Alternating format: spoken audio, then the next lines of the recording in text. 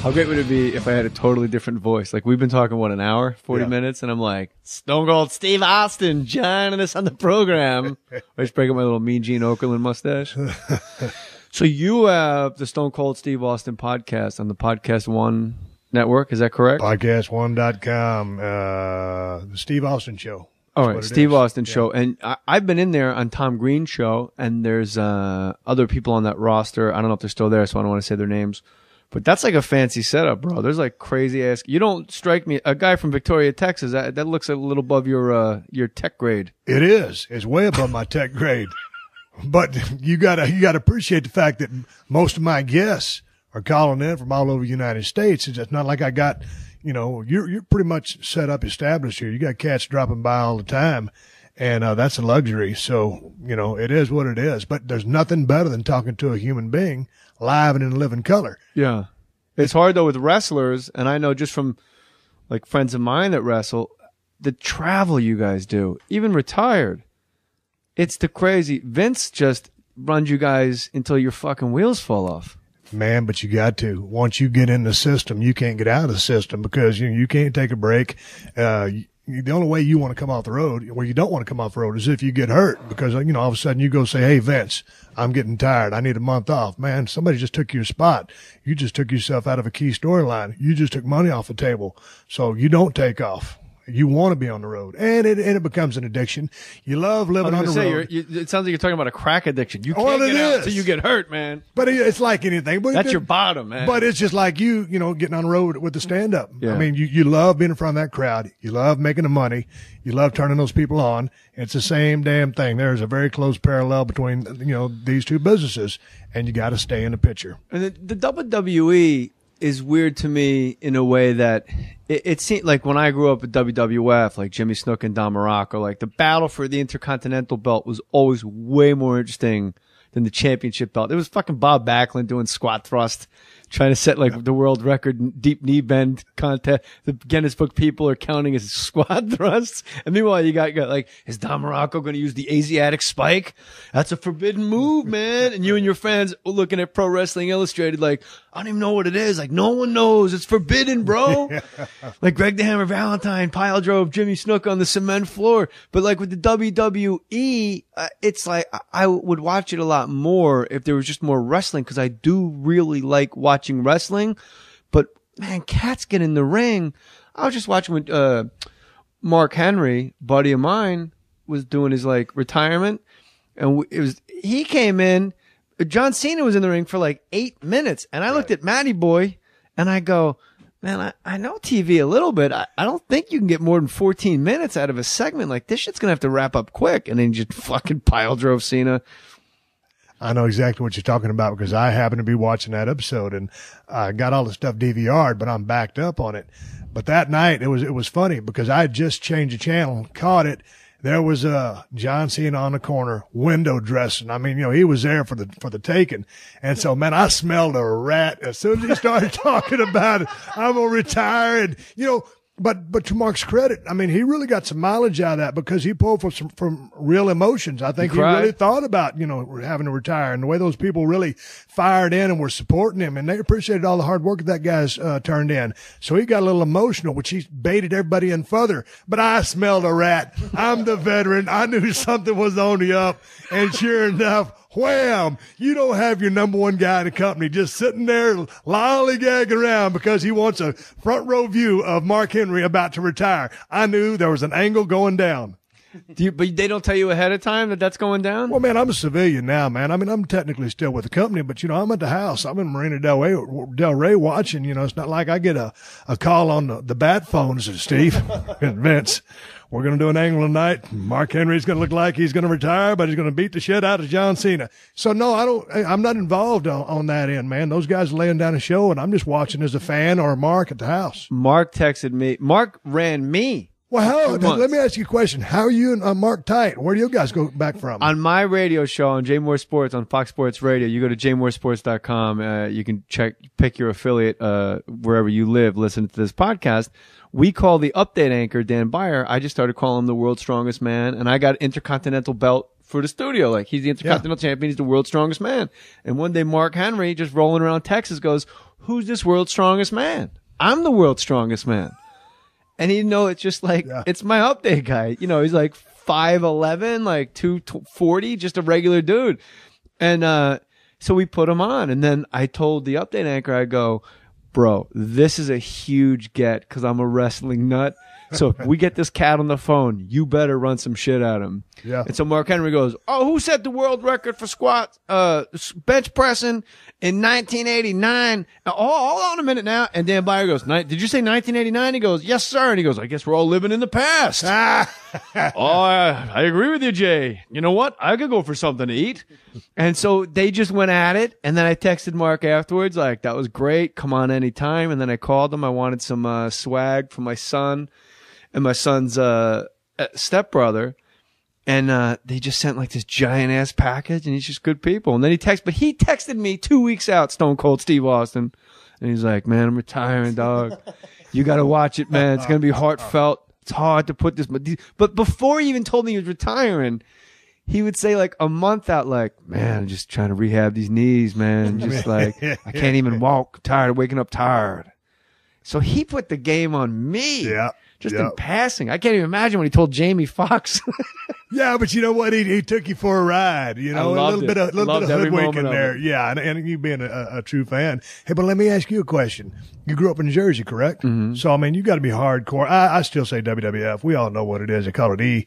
But so you grew up hardcore WWF fan. Did you get into the NWA or the AWA at all? I did, because I would always get Pro Wrestling Illustrated. There was one newsstand in Caldwell, New Jersey. I would ride my bike to go pick it up, and I'm like, who's this Boogie Woogie man? Yeah.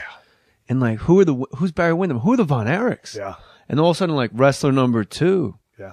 Parts unknown. Whoa. Yeah. Parts unknown. All of a sudden, shit got. Where are they sending his check? Yeah.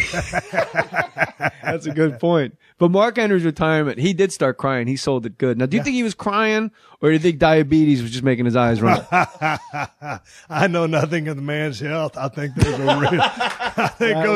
I've been called a lot of things. A doctor is not one of them. That was said like you were on the steps of the Capitol in Houston running for office. I'll tell you, that was like that down folksy charm you had. Oh, shit. Used to work at a loading dock, Stone Cold Steve Austin. You put in the hard work. You did an honest work for an honest day's pay. Hey, man, yeah, absolutely. I always tell everybody, you know, I was, man, when I was born and you were born down in South Texas, I just grew up being able to lift really heavy shit. I'm good at manual labor. That's what I was born to do. And I got lucky, you know, after I got tired of working on the docks. Well, I didn't get tired of it. I just had a commercial come on TV, and I'd always watched pro wrestling my entire life since I was about 7 or 8 years old. So when I saw that commercial, I said, well, hell, there's my end, that wrestling school right there. So, you know, I started training while I was still loading, you know, the trucks, driving a forklift, lifting the heavy stuff. 5 months worth of training went by. Then I had my first match, and, you know, then I was still going. I was working at Watkins Motor Lines in Dallas, Texas. I was living 30 miles away in Denton, and I'd go to work every day. Fridays, you know, I was a young baby face back in, long blonde hair, pretty good looking kid, and all the heels would come into the territory and beat the dog shit out of me with weightlifting belts and kendo sticks, you know, to get some heat. And Saturday mornings was a TV taping. They'd do the same thing. They'd beat the shit out of Steve Austin. And then, you know, after 2 months of that, I finally asked the promoter, Jerry Jarrett, I said, hey, man, when can I start working full time? He goes, hell, Steve, I think you're ready now. And that's when I hauled my dumb ass over to Tennessee and started working full time. Denton, Texas, I believe, home of Texas Women's College, where my grandmother graduated. You are correct. Also, North Texas State, but more importantly than that, home of the Von Erichs. Yeah. God, all man. of them. The claw. People do not understand, and you brought the Von Erichs a while ago where we were talking, but you got to understand, you know, back in the day, the Von Erichs were gods. They were over like hair, crazy. My 2-year-old son, Meredith, has hair just like a Von Erich. It's got the flowing locks. Great. It's great. But I remember they had the claw. That was the finishing move. They'd claw, and they would just crush your skull. But then every once in a while, they would do the claw in the stomach. And I remember as a kid, I was a little uncomfortable. You know, the abdominal claw, homoerotic. Yeah, the abdominal claw didn't really work for me at too many levels. You know, Hey, if you keep fucking around, I'm gonna grab your stomach real low, right at the waistline. You'll be sorry. yeah, but you know what? If somebody got like I just ate a real bad pepperoni pizza, What you guys do? yeah, and then I hit the guy hit with that stomach claw. Yeah, and, it's all over. Yeah, You know what's amazing about your story that you just told, Steve, is that's exactly how I got into comedy. I ran my mouth all the time, got kicked out of every class. Like you were good at running, lifting heavy shit, Yeah. manual labor. I was good at just running my mouth, running from bullies, talking shit over my shoulder, and then sitting at home was, hey, are you a teenage comic between the age of 13 and 17? We're having a comedy night over here, and it was noon on a Sunday, and I went, oh, and I tried it. And I beat myself up with kendo sticks and weightlifting belts and sucked. And then you eventually become full time. It's impressive. But go ahead. No, I want to ask you then. So you're going to go do your first gig. You saw the tryout thing. This is a true story, right? Yeah. So did you have a routine, or you just went up there and just started running your mouth and ad-libbing? No, I had a routine. They said have 3 to 5 minutes prepared, and it went by in like 2 minutes. It's really weird. I still remember the jokes. I was 15 years old. I got it so bad. Maddie's going to destroy me. I said, I went up in my wrestling, my varsity jacket, wrestling, like that'll give me a little street cred, like somehow varsity wrestling jacket with 105 on the sleeve. People think I was funny. Like, that's cool, right? It must be funny. Look, you wrestle. And I go, I'm athletic. I'm captain of the miniature golf team. I'm out for the season. I got hit by a windmill. That was like my first joke.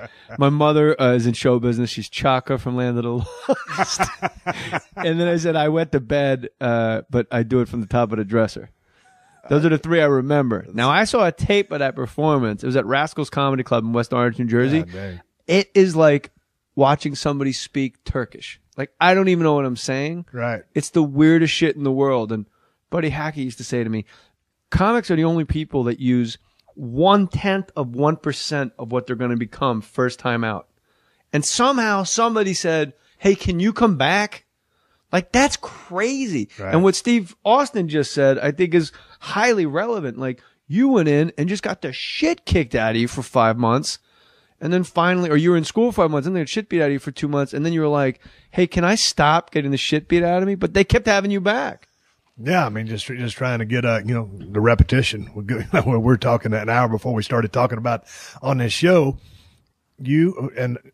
about repetition, keeping your chops up, putting in the work is the way you put it. Yeah, you got to put in the work to be good, whether on the mic in front of a crowd or in the ring in a 20x20 trying to entertain some cats and tell a story. You get to the point where you get to, I mean, you're like baller status when you're a pro wrestler. And you're in the Expendables with Sylvester Stallone. Like, that's kind of other level. That's bigger than Hulk Hogan and Rocky. Like, you're on the poster, bro. Yeah, I made the poster. Man, that little chump ass part in that movie. It was fun because just working on that movie, because I remember when Rocky came out, man. I mean, who's not a guy's guy? Who's not a Sylvester Stallone fan? Hey.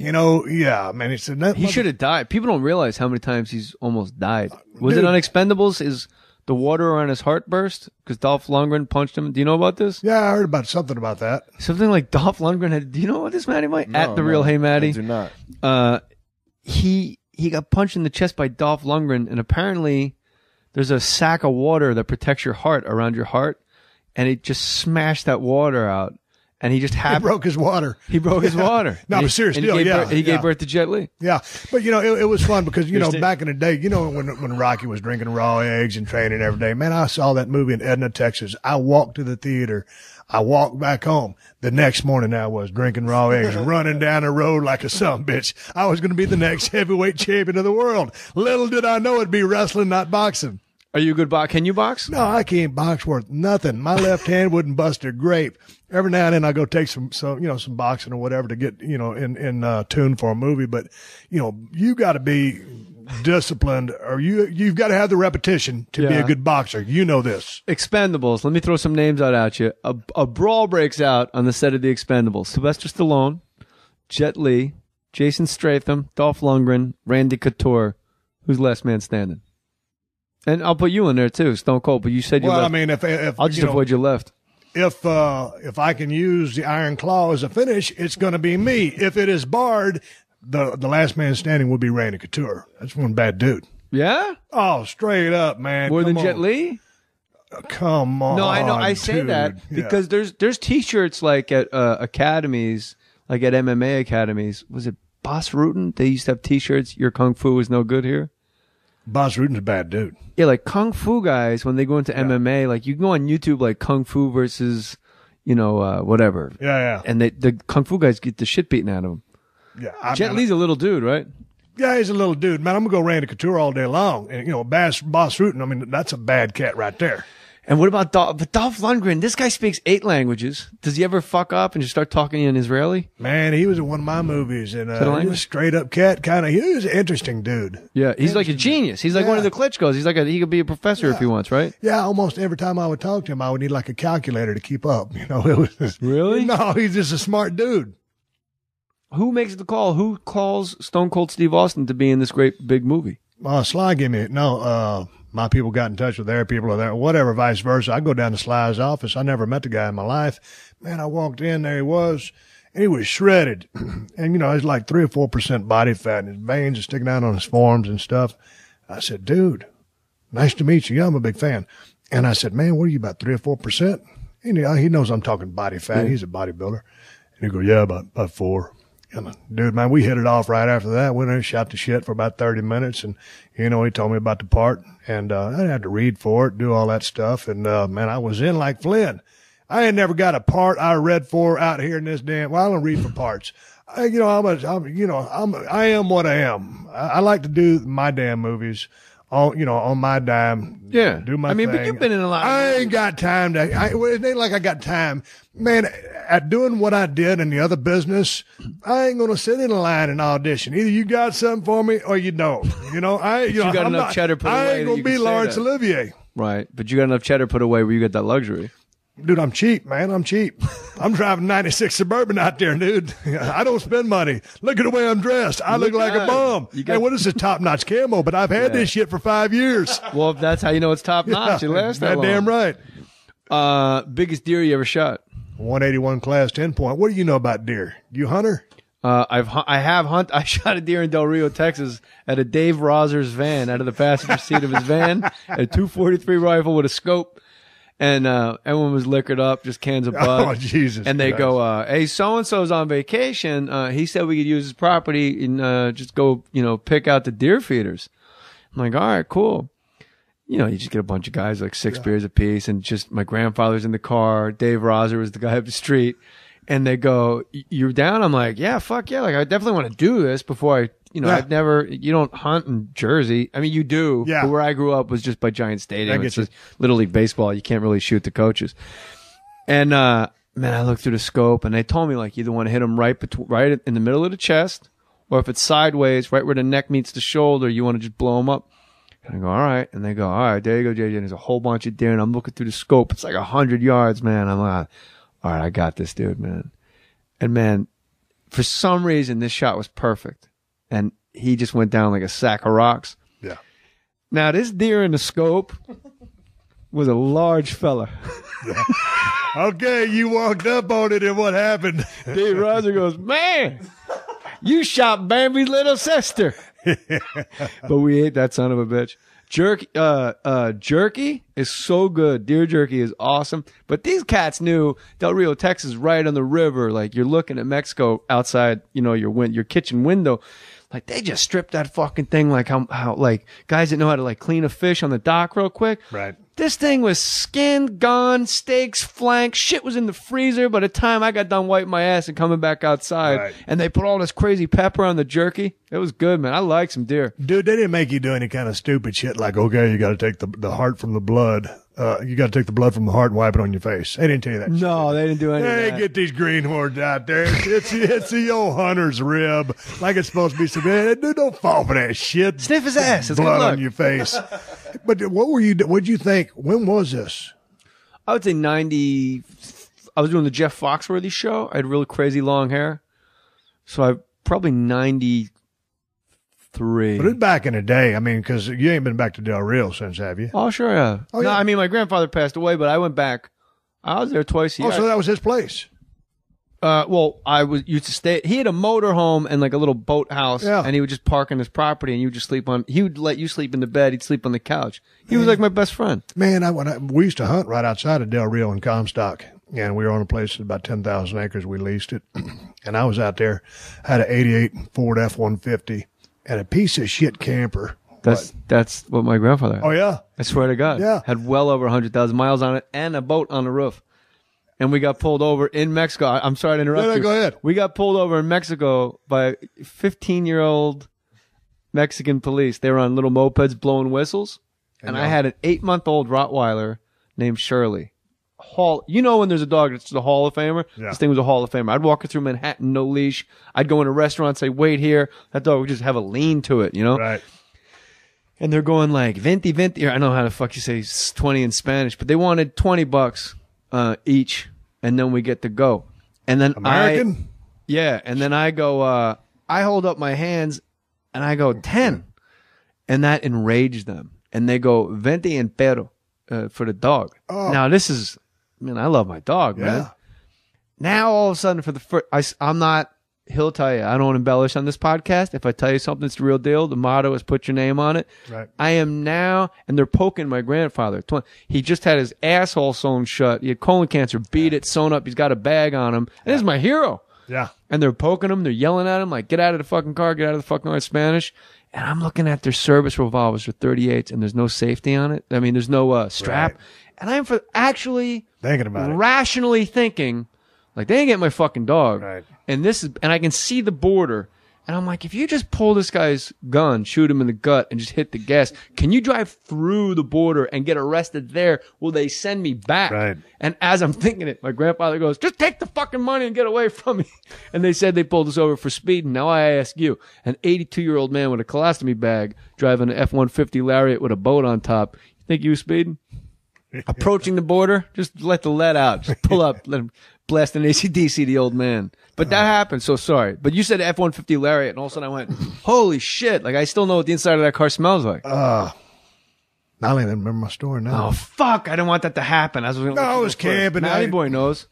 Yeah, you were just going to say you used to hunt near Del Rio. You had the Comstock. The story had no point to it. Basically, the story was, I was just out there waiting for my dad to get there, and I had a piece of shit camper that was about twice the size of this table. And it didn't have no running water, no electricity, no bathroom. It was just a shell, basically.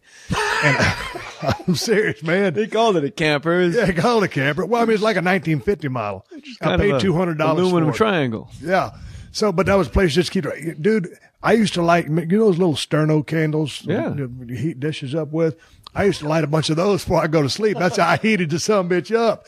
And you wake up about 3 hours later, all the candles are burned down. You freeze like a sumbitch and then light all the fresh ones back up. But anyway, so I'm out there getting blasted. I'm drinking whiskey. I got a campfire.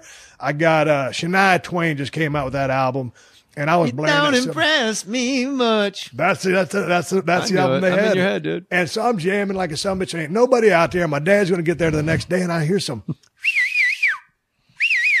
whistling in the background. I'm thinking, man, I know I'm pretty fucked up, but I'm hearing some shit and I don't hear very good anyway. So I turn my shit down in the truck, go back to the campfire.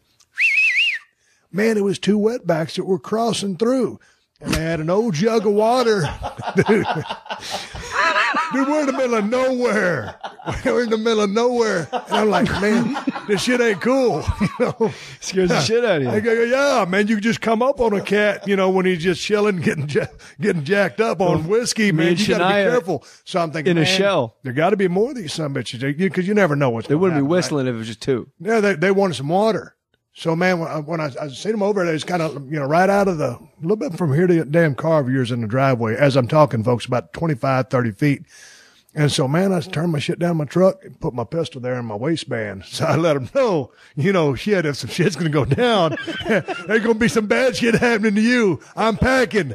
But anyway, so I give the cats a fresh gallon of water, and one got a can of raviolis, and the other got a can of tamales. Them tamales with little wrappers on them anyway. But I woke up the next morning, I give them their shit, they walked away. I opened the cans for them. It's the neighborly thing to do. And the next morning I came to, I don't think I woke up. I came to, and the two cans was there, the old jug of water, and they'd taken my fresh one, and hopefully they found some work, but that was back in the day. And where Wait, what do you mean? Like they returned it? No, they just left that they were carrying an old plastic gallon jug, and they just left that old one there and carried that fresh one. That was very nice of you, man. Hey, well, I mean, that's help a brother out. My grandfather used to complain. He used to not complain, but then it got real bad in Del Rio. They'd come across the river, and we'd come home, and you could tell people had been in the house. And I, 23, and just want to just throw punches, even if you get knocked out. You're just stupid. You're like, it's fucking bullshit. Yeah. He said, you can't argue with hunger. These people are hungry. They ain't coming over here for shits and giggles. They're hungry. They're hungry. And they see, and you would see across the river, they just would look all up and down the river. They knew when you left. They knew when you came back. And my grandfather goes, but let me tell you something. They come in here and start pissing on the mattresses. I'm going to shoot a son of a bitch in his head. My grandfather told me he'd shoot you. But then a guy in Del Rio, Texas, he was a cop, a Del Rio cop. People were in his house when he was sleeping. His wife had a baby like 4 days ago, just got home from the hospital, so they didn't think they were home because they parked in a different spot. And there's 3 guys in his house. He takes out his service revolver, and he shoots one guy through the back of his head, out his eye, as he's running out of the house. That fucking guy got 12 years in jail because he shot him in the back. Well, you can't shoot a guy in the back, man. Hey, your wife is in the bed with a baby, and people are running around in your house I know, in the but heat dude, of the moment. In the back, because the guy was going from you, he wasn't a threat because he wasn't coming to you. How about unless that somebody is trying to whip your ass backwards? That was his only defense. Spinning back kick. Spinning back Jet kick. Li. Jet Li's lucky he didn't get shot in the back by now. I put Randy Couture over Jet Li. But we'd go back to let's finish this little thing up, though. Yeah. Man, when you got a place down there, if you either put some water on the front porch, a couple canned goods, a couple pairs of flip-flops or tennis shoes, don't lock your shit up, because if you ain't out there, they will get in. And it is. Look, there's a horrible immigration problem in this country, but they ain't coming over to be dicks. And they do come over and they work their balls off and do shit we don't want to do. Do I think it's good? No, but they're coming like because my grandfather was my hero. He was the end all be all. Yeah. They're hungry. And if you were starving and look, you've driven through El Paso many times on the 10 freeway. All the time. I know it. Now here's the thing. You look to your right if you're driving east and you just see a shanty town. You look to your left. It's a billboard of a steak restaurant and a titty bar. So they're just sitting there looking, and it's literally the length of this garage, the freeway, and they're sitting in a fucking cardboard shack looking at a steak and shrimp dinner and just a girl with her fucking titties out, and they're like, that's America. Steaks and titties. Yeah. So who wouldn't come over? It's motivation for sure. And when's the last time? I just drove through El Paso literally 10 days ago. I just came back. That drive, man. But El Paso, the drivers there are the worst drivers in the United States of America. And I just came down to PCH to get to your crib here. And there's some shitty drivers in Los Angeles, but El Paso takes the cake. Watch out for a lady driving a gold Toyota Camry because she's either putting her eyebrows or eyelashes or lips on. Watch her. She will put you in a ditch. I will. I never had a problem driving through El Paso at all. And that's windy right when you go. You know what I like about that drive the most, Stone Cold Steve Austin? What? Right when you go past the University of Texas El Paso football stadium. Football stadiums, they just make me happy, bro. That UTEP, you're like, whoa, it's just right there. And then you keep going on the 10 West, and then you pass through Tucson. You're like, oh shit, Desert Storm, Teddy Bruschi. Like, this is what's up. Right. Like, you get a couple real nice stadiums you get to drive by. I don't mind that drive at all, but I think Pennsylvania has really bad drivers. Pennsylvania. Well, you got a lot of deer over there. Deer jumping through the roads. You got to dodge them. Well, you ain't supposed to dodge anything, but I don't know. It's been so long since I drove through Pennsylvania.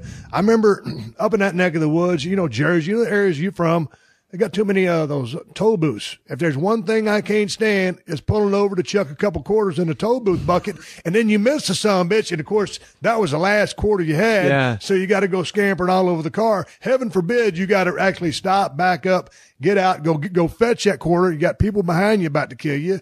It's rough. Well, that's an amateur move. If you're paying the tolls, you're definitely from out of town. That's why they created the Easy Pass. Everyone's got the Easy Pass, and then they got the one lane without Easy Pass. But you know what? That's the thing. Easy Pass. That was when you had some money to get that Easy Pass. That's true.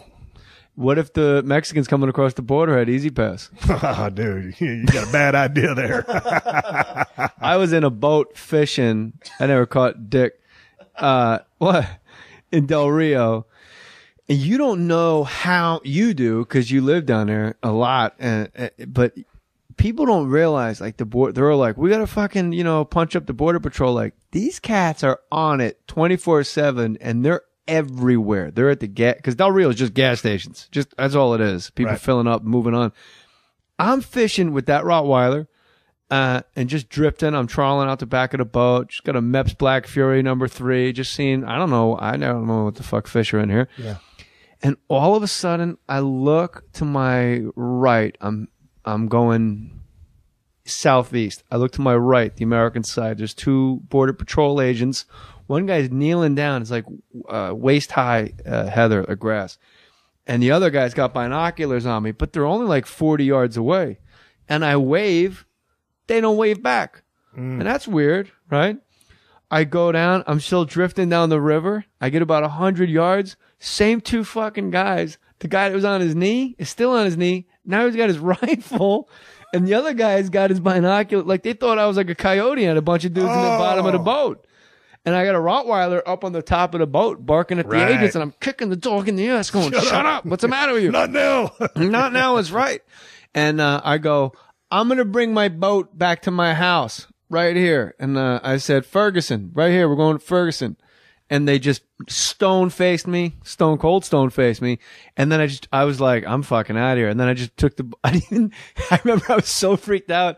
I didn't even do the U-turn and pull the boat up against the moorings. I just fucking ran it up the boat ramp onto the concrete and just pulled the outboard up as fast as I could so I wouldn't ruin the engine. And then I just got the rope and I tied it and I just went in the house and laid down. God, that's unnerving, dude. You can talk about it, but until you live it, that's unnerving. Yeah, but it's I know, but still, they don't know what's up. It's more unnerving because it's your guys. But here's the thing, just like you said, and this gets me all the time at the border: the stone face. You know, when you're driving down 10 and you ride over the other side of El Paso and you come to that little town of Sierra Blanco. Yeah. It's that border check station. Those people treat me like gold. I've been going through there for years. So you should be smuggling Mexicans because they never think, But check it out. Okay. This time I went down, I was in my 96 black Suburban that I just traded for. Windows all smoked out, got big wheels on it, kind of, it's like an old custom Suburban that someone would carry drugs in. Well, of course. So I'm thinking, man, the guy I got this thing from, I don't do drugs, so I ain't got shit. But, I'm wondering, since I'm driving up this thing, they're going to want to pull me over and, the traffic's backed up. My dog, my chocolate lab Hershey's in there. And here comes that German Shepherd down there with the guy walking, smelling all the wheels of the cars. And I'm thinking, man, I know there's some bitch I bought this thing from wasn't running drugs, but there's that 1% of your brain. I was listening to one of your stories about the 99% and the 1%. The 1% of mine is like, maybe this some bitch was running drugs. If I get pulled over with a kilo of some shit in this Suburban, I'm going to be a mad son bitch. But they give you that stone face because they're trained to. They got to make you feel uneasy whether you got something or not. Every time. You ever see the video? There's 2 videos I got to talk to you about. One is very important. The video of the guy at the checkpoint that wouldn't answer any of their questions because he realized it was his constitutional right. I don't have to fucking tell you where I'm going because there's one past El Paso. I think it's further out towards California, but it's still in Texas. But it's a good 18 miles from the border on the 10. Mm-hmm. And that cat pulled through it. And it's like you said, going back and forth every day. And one day he filmed it on his iPhone. And they're like, are you a U.S. citizen? He goes, I don't have to answer that. And they're like, these guys, like you stone-faced guys, that's not wrong answer. Yeah. Like, why don't you pull over right here? And he goes, nah, it's okay. But they have no right. This guy's an American citizen. He's not breaking any laws. He pulled up to the check stop. I got to go home. And they just kept going, are you an American citizen? You never heard about this story? No. It's pretty cool. And he goes, you have no right to stop me. And they go, are you an American citizen? He goes, if I am, that's none of your business. And they go, where are you going? He goes, I choose not to tell you. I don't have to tell you anything. I'm in the United States, aren't I? I'll tell you this. He goes, I'll tell you this. I am a United States citizen and I'm in the United States. So I don't even know why I'm being stopped. You can't stop people like this. And he's like giving examples of like Germany, like Nazi Germany and shit. And you're like, this guy's going to get beat. And he goes, we're going to get our supervisor. And he goes, okay. And the supervisor comes out and goes, what are you doing? It's all on camera. And the supervisor's got the mirrored sunglasses and he goes, just driving. He goes, "Where are you going?" He goes, "I don't really think that's any of your business. I'm an American citizen, and we're about 18 miles inside of America, so I don't know why I'm answering a damn question." And the guy goes, "All right, when do you get out of here?" And they let him go. And then they did it again the next day, third day, fourth day, they just waved him through. Really? Yeah. But that's not the video I got to ask you about. Okay, which one? Stone Cold E.T. Have you seen it? Yeah. A couple thousand times you've seen it? Yeah. That is one of my, that's upper 1% of videos I've enjoyed. Was that guy, I don't think that guy was mocking you. I think the guy was a fan. No, yeah, absolutely was a fan. All right, because you gave me that, you gave me a Stone Cold look, and I'm like, uh-oh. No, I didn't know which video you were talking about. Fucking Boston Crab, I'm about to get put in. No. We'll be right back. Yeah. Don't forget to go to jmohr.com, click the Amazon banner, and buy something on the Amazon banner, and I will read your email. You can email me at jmohr.com too, and you can buy something. You save some money, save some time. Instead of going to Amazon, go to jmohr.com, click the Amazon banner. And Stone Cold, you were asking me a lot about stand-up. August 3rd, I'll be with Adam Carolla at the Wiltern Theater. I don't know if this will be out by then, but check this out, Milwaukee. August 16th, I'm at the Pabst Theater. August 17th, Detroit. Where you at? I'm at the Royal Oak Theater. And then September 19th, talk about the 10 Freeway. Phoenix, baby. Stand Up Live. September 19th at Stand Up Live in Phoenix. Come see your man because Stone Cold said so. So 316, this ET guy, have you been in contact with this guy? We're going to put it up on More Stories Balls, our video content site. Just go to YouTube / More Stories Balls, one word. It's just, explain it to people. Well, shit, man, there's a guy pulling through. That's so funny. You know, just because it's like, I'm like, explain it. You're like, it's a fucking guy in an ET mask doing a Stone Cold Steve Austin voice. What do you want me to explain? Oh, yeah, you just explained it to the listeners who have not seen this phenomenon. It's a guy in a drive-through order thing, and he's in his car, and he's got this ET mask on, and he's talking like I do, in full Stone Cold mode, trying to order some burger and some fries. Yeah, but he's at White. It's funny as hell. He's at White Castle. White Castle, yeah. And usually all. So you approve of this video? I don't want to. No, it's fine with me, you know. But it started going out of control. I was like, man, it's funny, but shit, it ain't that damn funny. No, it is. It is. Well, see, like here's the thing: if I'm sitting with a world-class comedian, and you think it's that damn funny, it's that damn funny. You know why it's that funny? Because right when you think it's going to lull, first of all, he starts moving his finger around in a circle like you do in the mask. Yeah. And then there's a guy at a drive-thru. There's a person in an ET mask going, "Can I get?" And he's like, "Can I get a hell yeah?" And he's doing all the thing. I can't do the impression. And then like finally, they just tell him to drive forward. But to look at his gear shifter, he has to put his face, he has to lean forward and put his face straight down so he can see through the eye holes. So like right where I would have thought like, all right, that's funny enough. This motherfucker leans forward. Let me see if I get some audio of this briefly. So sorry, can you repeat that again? I said Stone Cold E.T. would like a couple cheeseburgers and maybe a drink And maybe a drink. Can I get a hell yeah? To go. So sorry, can you repeat that again? I said Stone Cold E.T. would like a couple cheeseburgers and maybe a drink, and I'd like to get out of here as soon as possible, and that's the bottom line. Hey, do you want to pull up? I can't understand anything you're saying, please.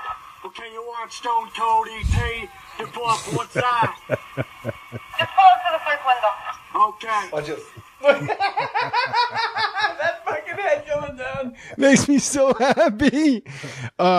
It's got 2 million hits. It's gone viral, bro. Here's WWE. Too much talking, not enough wrestling. We can agree on that, right? Yeah, I'm down with that. Just send them out. Just keep sending them out. We don't need the commissioner. Like Piper's Pit was cool because it was once a week and that was it. Yeah, but Piper was a premier talker too. Yeah, you know, I mean, that guy was he was out there. I mean, he put in the work. But it was a segment, is what I'm saying. In an hour show, Indeed. that was the segment. Now it's all talk. Now they go to commercial mid match on like Monday Night Raw, and you're like, bro. I'm like, bro, you told me this was live. Here they come over the border. Here they come. They made it all the way out to the Palisades, bro. like you're telling me it's Monday Night Live, but you're going to commercial in the middle of a match. And then when you come back from commercial, it's like, here's videotape of what you missed. I'm like, well, maybe a little less yapping. It ain't exactly like the pallbearers out there with The Undertaker. That shit was riveting. Yeah. But yeah, it seems Vince McMahon built this crazy, amazing empire. But is it detrimental that one guy, I mean, he's it. No one, is there any checks and balances? I'm not asking you to throw anybody under the bus. No. We like to keep it positive, but if you want to shit talk somebody, fucking go ahead. But there's no checks and balances in WWE. If you rub Vince the wrong way, you're just going up to fucking Cold Lake, Alberta and doing an Indian reservation. Man, pretty much you hit it right on the head. There's no checks and balances. It starts and stops with him. And when he bought the promotion from his father back in the day, and then he had designs on taking this thing, all over the United States. Because, back in the day, everybody stayed in their neck of the woods. Well, you were saying AWA and yeah, it was territories. Well, Vince, man, Mid-Atlantic. Vince, and man, all the great TV shows out back then, that's when wrestling was really, really riveting and good. And before all the exposés and all the stuff like that. But nonetheless, to go back to the point you were making, yeah, there's no checks and balances. It's all Vince. But I think Triple H has had a lot of positive influence in there. And, Vince is a smart guy. You and me, you're almost the same age as I am, but we're a little bit more hardcore. We're a little bit more old school. There's such ever since I've been gone 10, 12 years, there's a whole new generation of fans that have come in. So, you see, I had no idea you were out that long. To me, it's like it seems still like there. Yesterday. Yeah. But so man, you got to look. He's still trying to.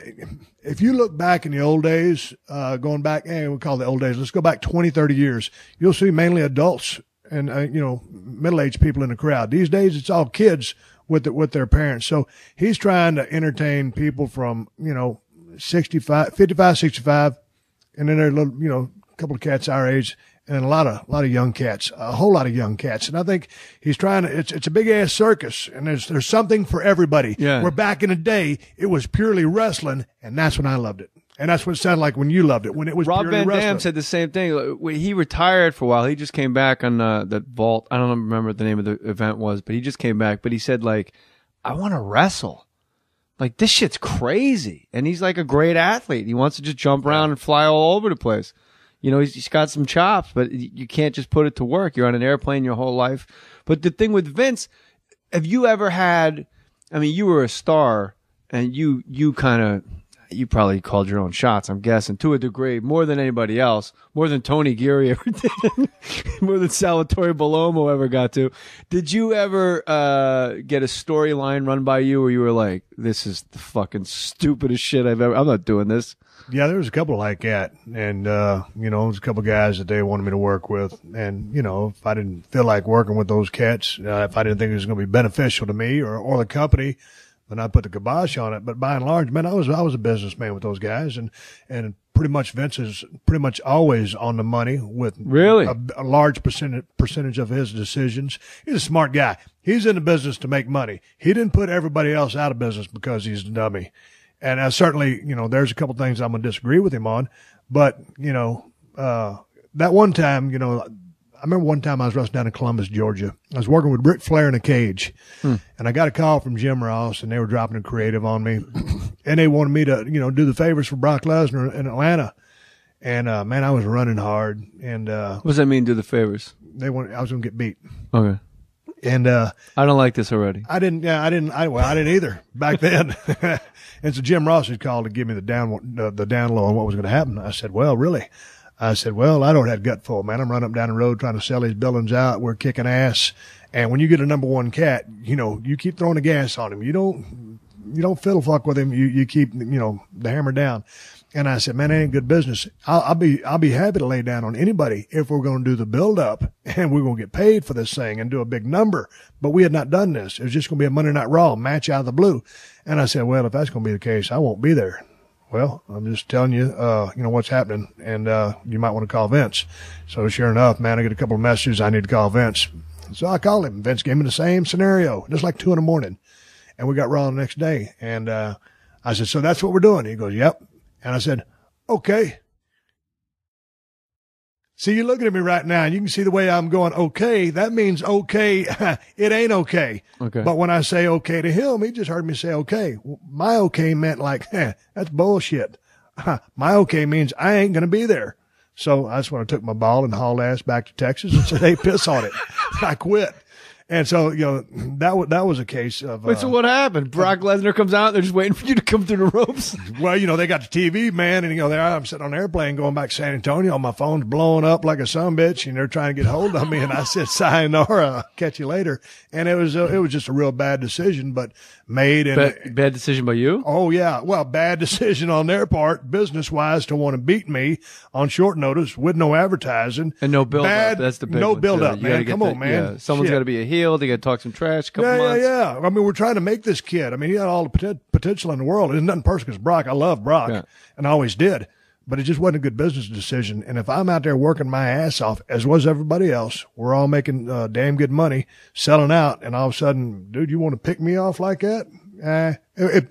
What's the repercussions for going against Vince like that? Do you get fined? Do you get suspended? Dude, no, I quit. I quit for I was gone for almost a year. But don't you have a contract where he just holds it up and goes, you can't quit, dude? Well, I could quit, but it wasn't like I was going to go anywhere, so I didn't do anything. I was gone for like 8 or 10 months. And that was how nice was that though, to just sit at home, watch TV and just relax, scratch your balls? I was miserable. Oh, really? Dude, are you kidding me? No, I'm not. I made a snap decision and I walked away from, we were doing killer business. Every arena was 20,000. It was sold out. I don't care what day of the week was. They were all sold out. I was on top. So you're walking away from that paycheck. You ain't got nothing coming in the mailbox. They stop paying you. You still have bills. I'm watching the show. They do a smear campaign. Now they've got to just trash me and say, I took my ball and went home.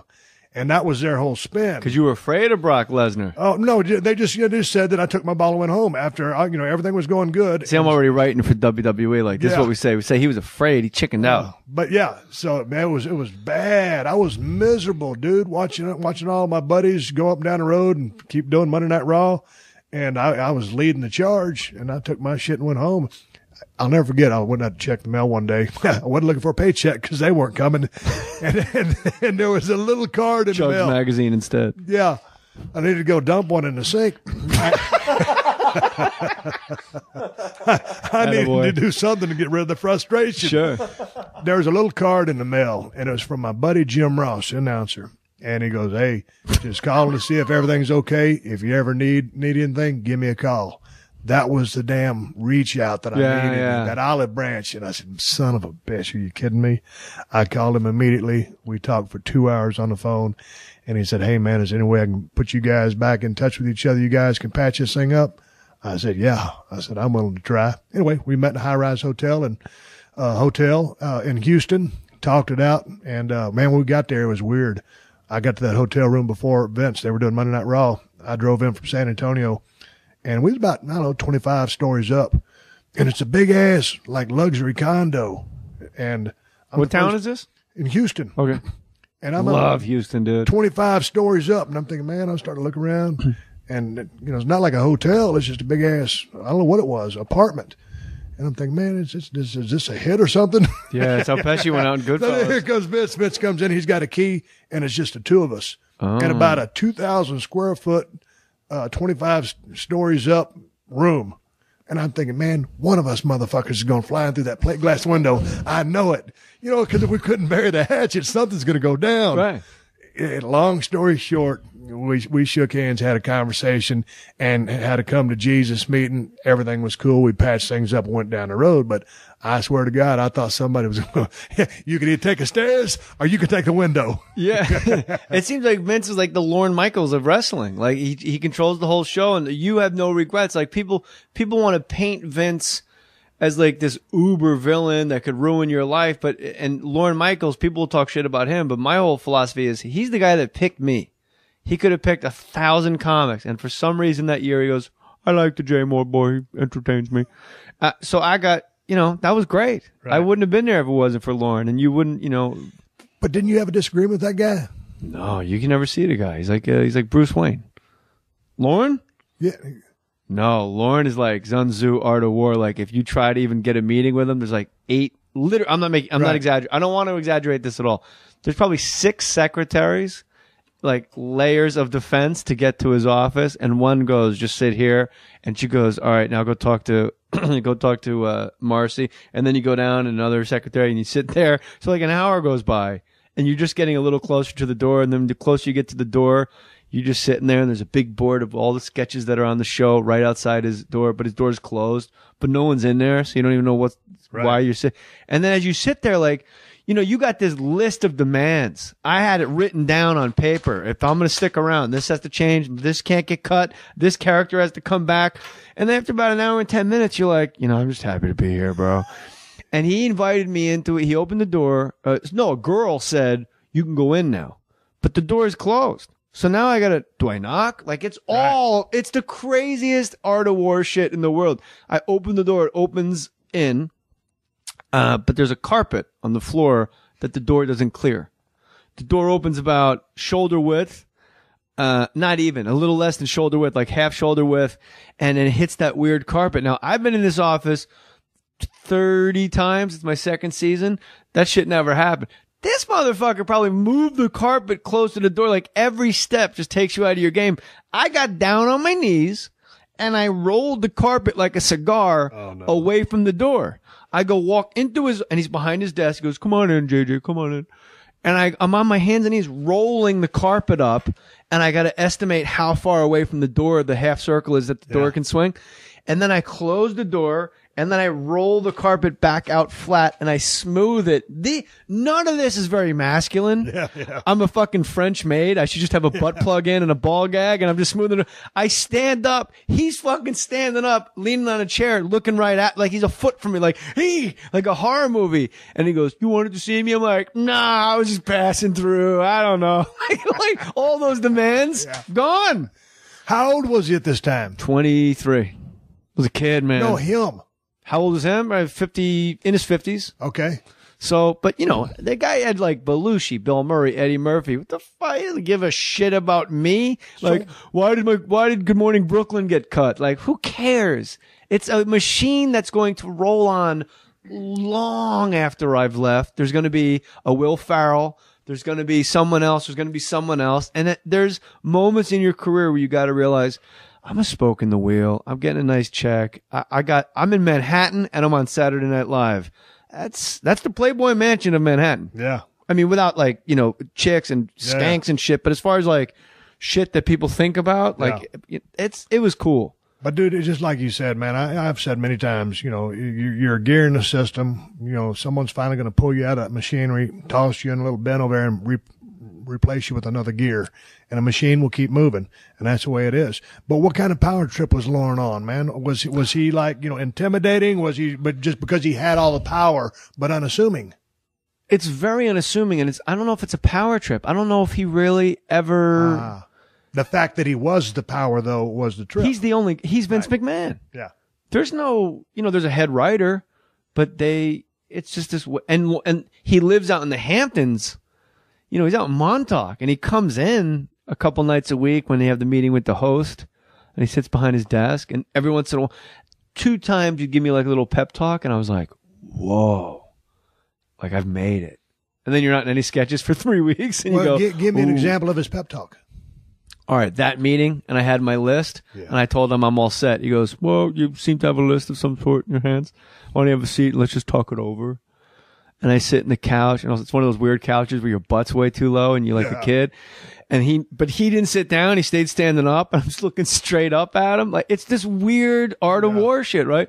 And I go, I named like 3 things. I go, these are sketches that I think, I don't think they should have been cut. Like, they're really funny. I'm a comic and I know it's funny for me. And he just interrupts me. I would say, I don't want to exaggerate, 60 seconds, not even 30 seconds in, he goes, Jay, you're the future of the show moving forward. We all know that. Just hang in there, hang tight, keep writing. Okay? That's it. It's over. Lauren Michaels told me I'm the future of the show. Man, I flew home. My feet never touched the ground. Right. and I slept. As David Lee Roth said, when you sleep, just your heels and your elbows are touching the mattress. The rest of you just floating, like levitating a little bit. That wasn't in shit for the next month, but I didn't care because he gave me. It's like when a general manager goes, "No, he's our coach." You know that coach is fired. Yeah, but that's the thing that Vince is famous for, man. Guys would go in there, man. You're my guy. Yeah, I mean, it's similar deal. Just tired of being on the road, tired of not getting pushed enough, tired of not being in the right angle with the right guy, tired of not making enough money, tired of everything. Tired of being tired. Tired of being tired. Going in there to see Vince. All of a sudden, Vince spins that summit in a 180, dosey-dos back on a 420, another 360. And summit walks out of the damn room, just like you said, big ass smile on your face. And then you realize 50 yards after you get out. Now you don't realize as soon as you step out, but it's 50 yards later. It's like, shit, man, I'm right back where I started from. I didn't get anything accomplished while I was in there talking to him. I'm late for my flight to the Saddle Dome. Yeah, that dude can go in there and I'm on at 3 p.m. in Calgary. That dude was so suave and slick. You know, he's third generation promoter, you know. And so he played him Jedi mind tricks with a cat. And it's interesting to hear the Lorne Michaels stuff for me. What's your favorite town? Was there a town that you loved going to? Chicago. Yeah? Dude. That wouldn't have been on my list of 30 towns that I would have thought would have embraced the Stone Cold. Rosemount Horizon, the greatest building to work in because of the acoustics and the rowdy crowd. The Chicago, the Rosemount Horizon, they've since renamed it. But is it the United Center, like where the Bulls play? Yeah, whatever it is. Right, that's a new building, right? Yeah. Anyway, yes. But anybody who knows wrestling knows that building. That's where I fought Brett in WrestleMania 13. That building, because of the acoustics, that wood ceiling, the way the sound bounces off of it, the rowdy fans. Now you talk about Madison Square Garden, you talk about a magic building. You talk about the Sportatorium back in the day in Dallas, Texas. Those are magical buildings. But for just pure rowdy fans, wrestling fans, Chicago. It seems like it was cooler when you could smoke. Like when you I went to Jimmy Snuka Don Morocco Steel Cage, Sergeant Slaughter versus Ivan Putski.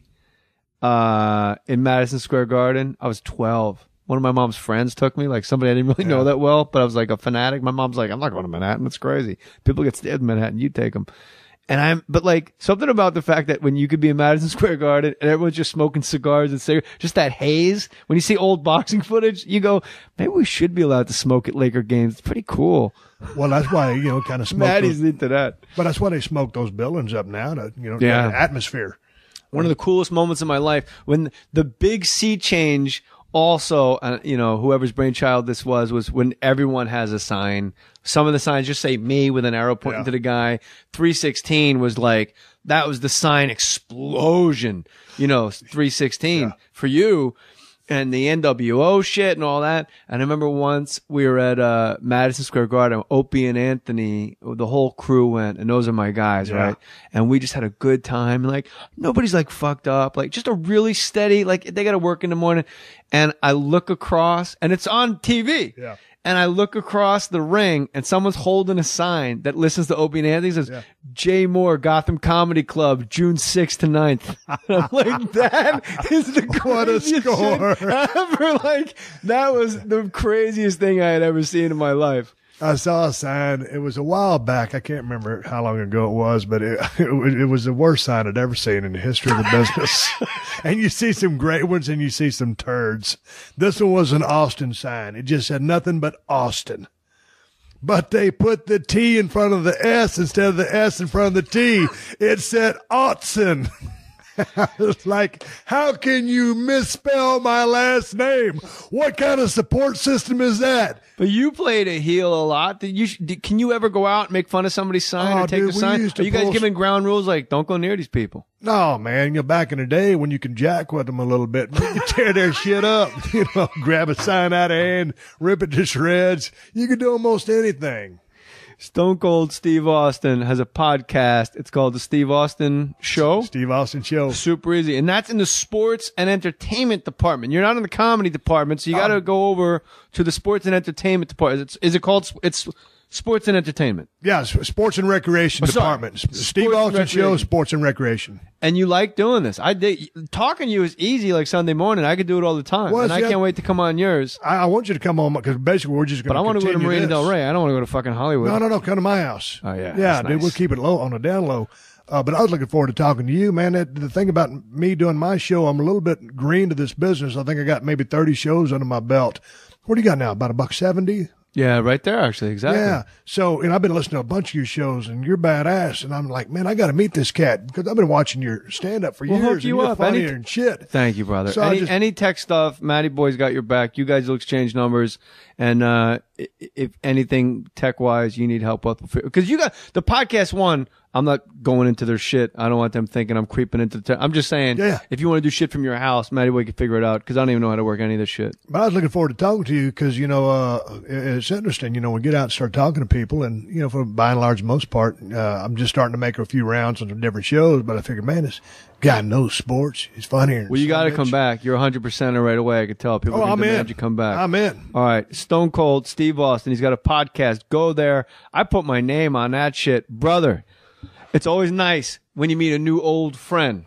You damn right. Much I appreciate love. you having me. Put your name on it.